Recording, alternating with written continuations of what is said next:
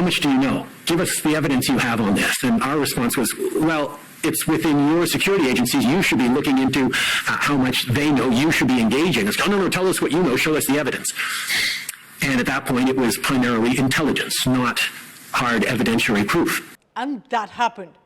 You wouldn't want to be Justin Trudeau right now. I mean, the Prime Minister of Canada, who has repeatedly for the past 1 year alleged India's role in killing of Canadians on Canadian soil, on 16th October went ahead and appears to have proven what India has been saying all this while. Did a sitting Prime Minister of a country have no substantial proof when he first leveled allegations and went to India about the charges of murder and then went on to make statements in public domain? And that the charge against agents of the government of India in September 2023 about the death of Hardeep Singh Nijjar. Remember what it attempted to do for India's image globally, or the attempt to do was called a nation that murders on foreign soil, murderers. Our diplomats were berated, assassination calls were made against our officials on the ground. Amid all of this, not just the officials, Hindus or Indian origin citizens in Canada who had nothing to do with Khalistan were threatened on video. Remember that video of Gurpantwan Singh Pannun? They were asked to leave Canada immediately. Hindu places of worship were defaced, vandalized under the administration's nose, and not once, twice, but several times. At that point, Justin Trudeau didn't lift a finger to curb those actions which were visible, which had enough evidence and a chain trail. Instead, India and Indians were called murderers of innocent people. I mean, if at all innocent, this man. After this whole year of fiasco, I can say one thing. India has braved some solid international pressure against it, of Western superpowers, of being forced to succumb to what? Claims, allegations, and over who? Hardeep Singh Nijjar, who has a series of criminal cases against him. The fact that India was able to withstand that level of international pressure again proves that this new India will defend itself, because India kept asking, what is the evidence that you have? And India kept adding that there are criminals in Canada misusing your soil. Deal with them first. We have that evidence. There were constant dossiers, not in the past few years, but over decades, to successive prime ministers of Canada that have been sent about how there are some pro-Khalistan, Pakistan, anti-India activities that are finding a shelter in Canada. Deal with it before it's too late. Instead, India was made to feel like a criminal here.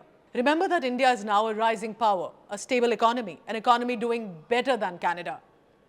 And just in case you missed it, we are not a British colony anymore. So India will have its opinions, and India will decide how to defend our nation against gangsters so that our people can be kept safe. This logically, rationally, should be getting international support. Yet, attempts to isolate us, make India feel like some criminal is being seen, at least in part of the Western world. More than 600 Canadian companies and organizations have established a presence here in India. The bilateral commercial relationship between the two countries stands at about $100 billion, which includes about $70 billion of Canadian portfolio investment into India. In 2020, for example, Canadian direct investment in India amounted to about $2 billion.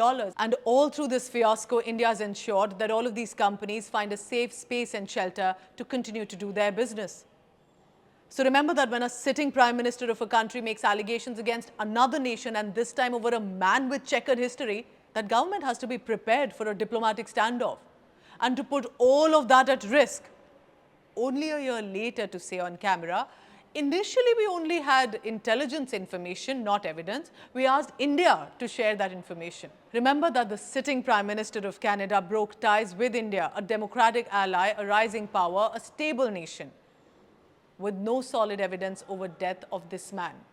To give you a background, head of banned pro-Khalistan outfit Khalistan Tiger Force, designated as a terrorist by India in 2020, accused of funding, getting extremists to join into the movement, which clearly has the backing of Pakistan.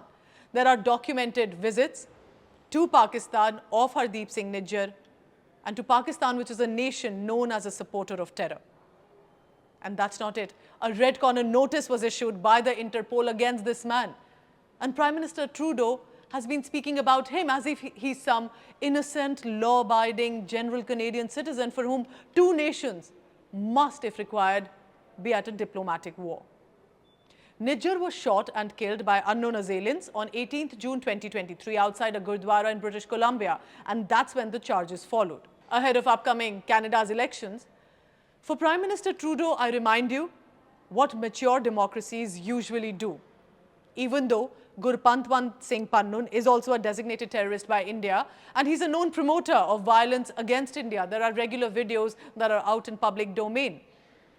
Yet the Indian authorities have gone ahead with the United States of America cooperating with their investigators. US had basically said that there are raising suspicions and apprehension if there was a kill Pannun plot.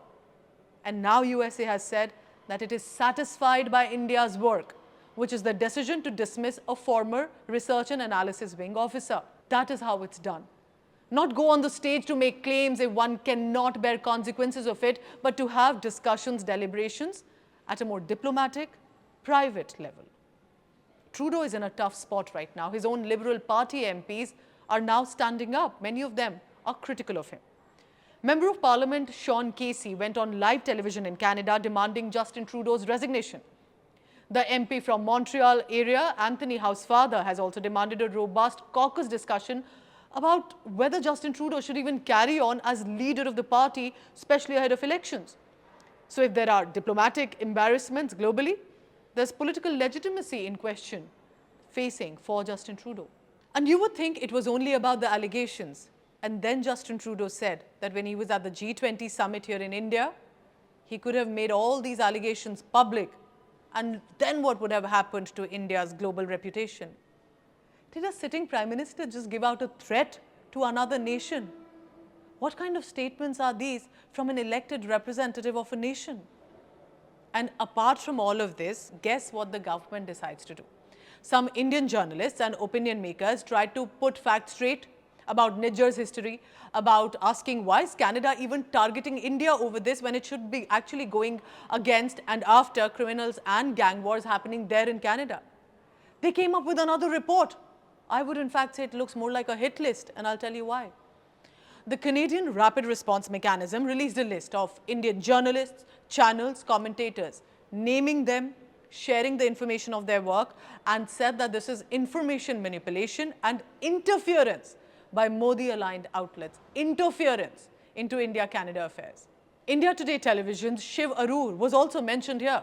Isn't this putting a target on the back of every individual trying to speak straight? Because remember, it's the extremists who are currently provoked and outraged.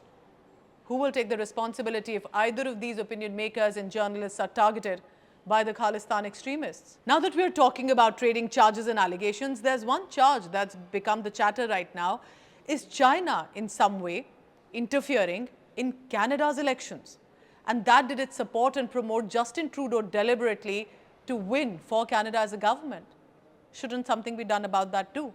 As I conclude this episode of Homeland, every country deals with diplomatic issues. India also faced one. Remember with Italy over the death of fishermen in 2012, Bhutan over Doklam in 2017, and even with China, our immediate neighbor, and it's an ongoing standoff.